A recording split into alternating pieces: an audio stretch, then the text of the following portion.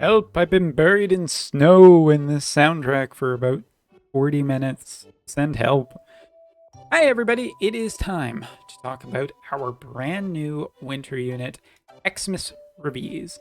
And Xmas Raviesse is going to be put with so many asterisks in this video because while Xmas Raviesse is potentially really tempting to people, especially at only the low price of 18k Visior to end up getting her, or 18k Lapis, as I like to say.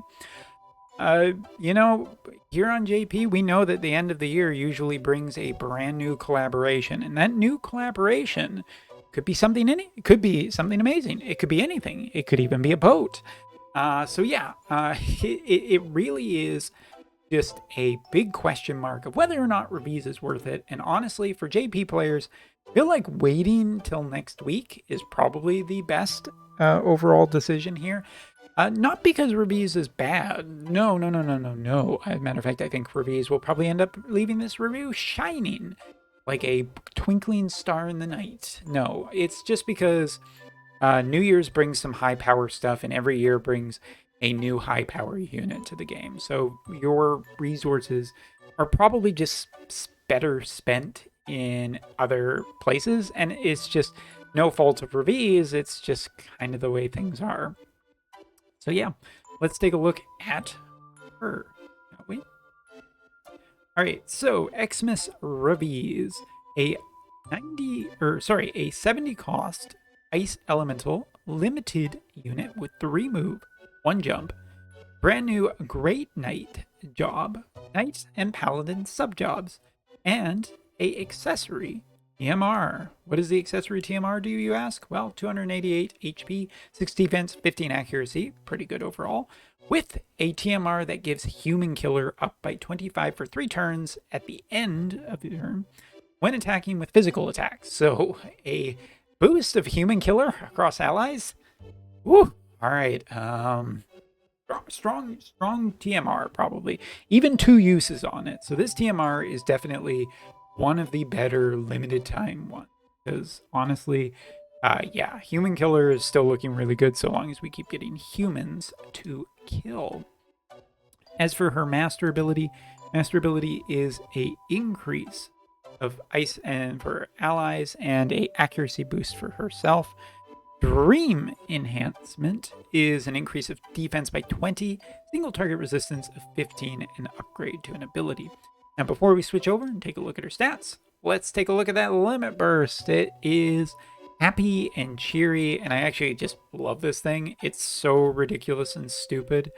How can you not just love it? It really is just fantasticissimo, to say the least. I absolutely just love it. So let's go in here, and look at that. Our ice party is already up, like it was planned by me. And as you can see, does have the brand new sword, does have the brand new accessory. Now, I talked about this in my previous video, but I'll just say it again for people who didn't see that video. The new piece of equipment gives her 12 defense, 22 dexterity, 25 critical evade, 20 attack, and 261 HP, as well as AP consumption down by 15, single target resistance of 8, and evocation gauge boost by 30. So definitely a improvement there. As for the sword, the great sword itself, it will also give her a conditional for herself only. Increase slash attack by 15, strike attack by 15, accuracy of 15, and general overall increase slash attack resistance penetration by 20, which is a fair bit of a lot to go with her.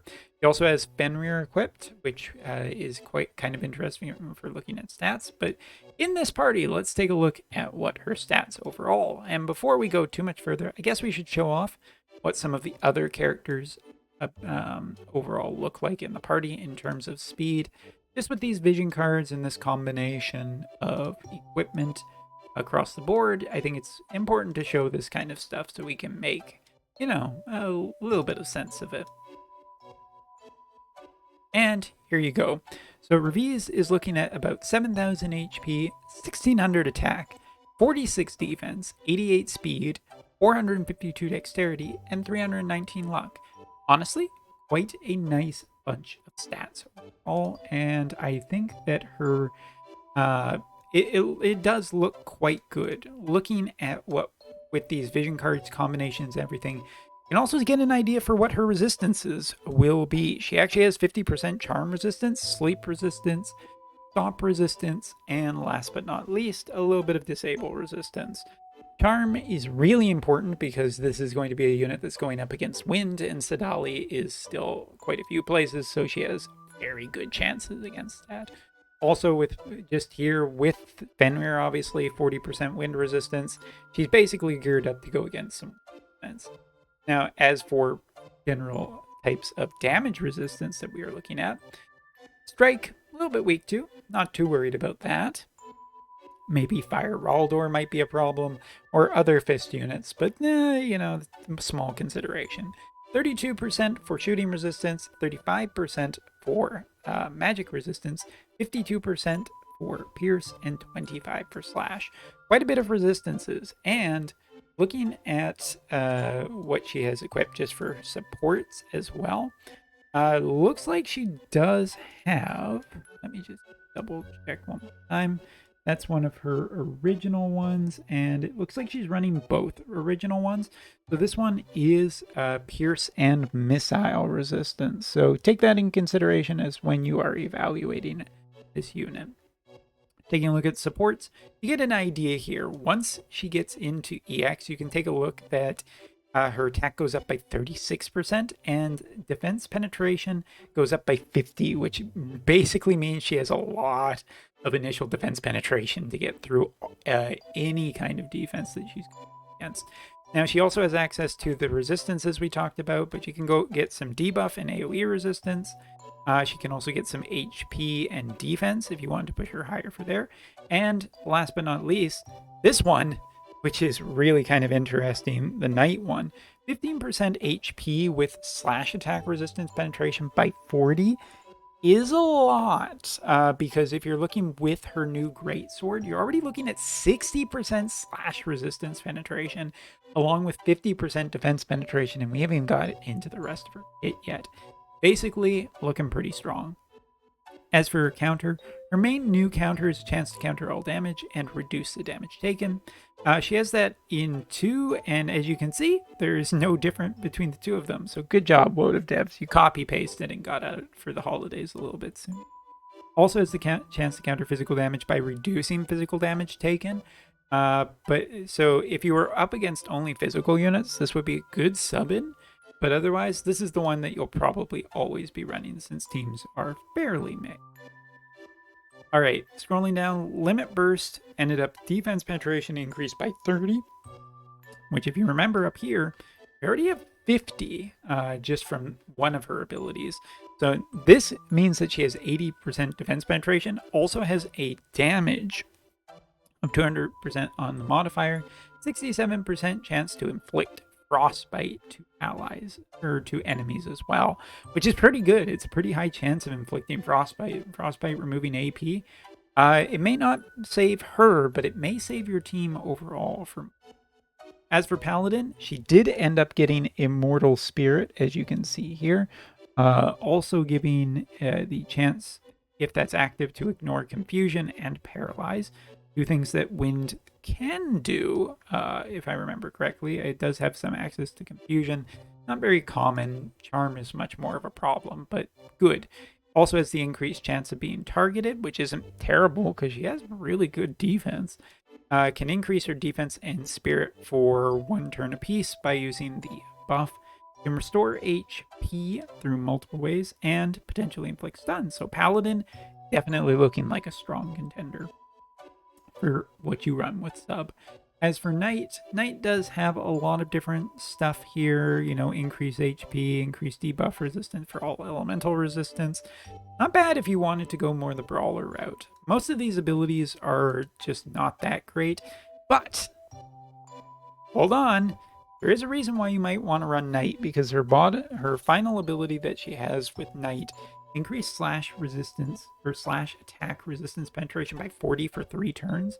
If she runs her limit burst and she runs this ability, let's just count 80% defense penetration and 90% slash resistance penetration, because if you include this one, 40 plus 20 plus another 40 is actually just 100%. She can get to 100% on her own.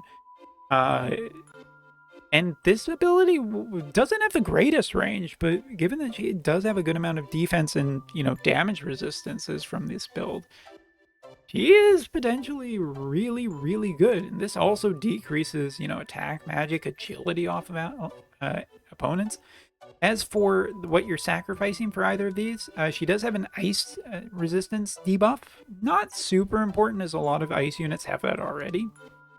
And does have a chance to inflict silence, but probably a pretty easy trade-off to get either knight or paladin. I can see either being good for different reasons, so that's pretty cool here. All right. As for what she has in her kit, she has a main attack with basically no range that can decrease attack. Okay, whatever. Has the ability to grant the following effects for allies. Spell auto restore for 3 turns, which, again, ice kind of has range units and can get rid of auto restore long before it really takes into effect. Then hit with frostbite status effect, which then kills your opponent even further. Great. Dispel protect while also dealing damage. A little bit shorter of a range, 25% chance to inflict stun. As for barrier does get improved. Basically, creates a physical barrier that reduces damage taken by 15% for 3 turns for self. Pierce resistance increase of 20% for 3 turns for allies. And reaction block rate of 50 as well for allies. So it's a pretty good buff overall. Quite like this one in being used. And then she can also break physical barriers. This one has a little bit more range. And last but not least, her job level 25 ability, which is Dispel Guts or Immortal Spirit for an ally, 200 or for an enemy, sorry, not an ally. 200% damage mod, decrease AP by 15 while also increasing AP by 10 for herself. Now that increase restore some AP is going to be a bonus for her getting into the reincarnation / dream enhancement, but is it worth it? Well, I don't know. Looking just at the top end of this unit, getting her into reincarnation and boosting her HP and attack further seems pretty good. I mean, honestly, she has really good stats, really good resistances. She feels very much in the same way of Halloween Lucia, being quite a competent lower cost unit that is particularly just pretty strong across the board. And even, I just want to say, I think this character is amazing. She has so much good support, damage capabilities, survivability. I think there's just a ton of stuff here, especially in combination with the right ice units. But then you also think about the new vision card, which is the last thing we need to really touch on, which has access to 30 human killer, also gives a good amount of dexterity, defense, and attack, while also increasing dexterity, while increasing pierce attack resistance, which is definitely a place where she's also getting pierce attack, giving her 10% more, my bad. Just 18% attack increase. And the vision card ability on here that allows her to be good against magic by decreasing magic damage taken for herself for 35% and decreasing AP consumption by 40% for 3 turns for allies, which is great for ranged units.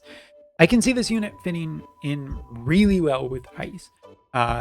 Just replace out some unit. I think she's not only competitive, I think she's really good.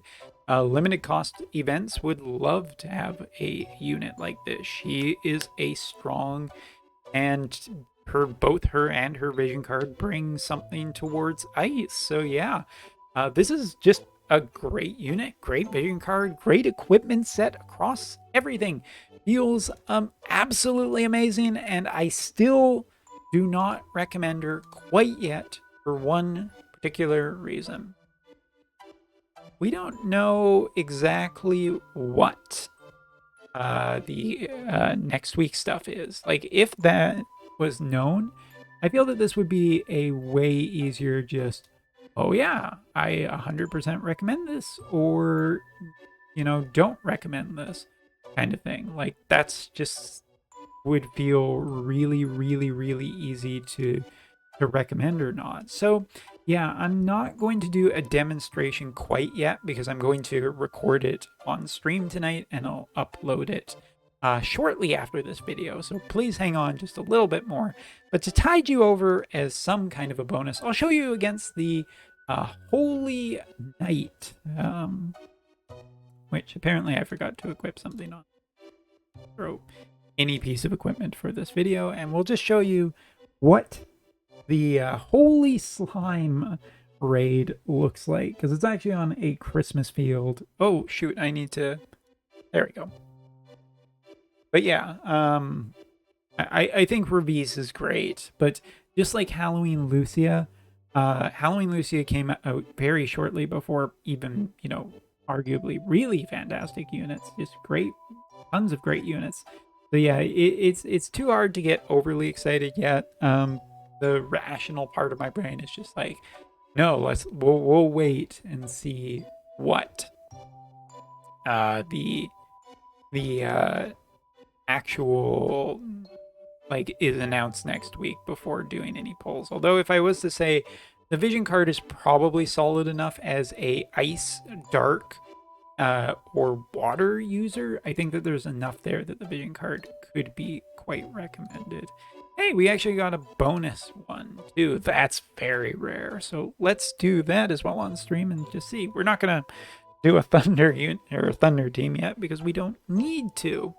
Let's see what this map looks like. Less festive. I like the blinking Christmas trees on the other one, and thankfully, unlike Persona like 1 year ago, it's not like a horrible strobing effect. I guess they actually did learn something. Oh look, there's that was another winter unit. Cool. So anyway, let me know what you think of Raviesse, because honestly, I think she's fantastic. As a nice player, I'm super tempted. But, you know, there's almost like 99% chance that there's a live stream tomorrow that will allow us to get, or not tomorrow, but early on next week, that will give us a preview of what is left for this year and how we will be starting next year. Is it going to be a wing stern? Might be a wing stern. Thanks so much for watching. See you next time.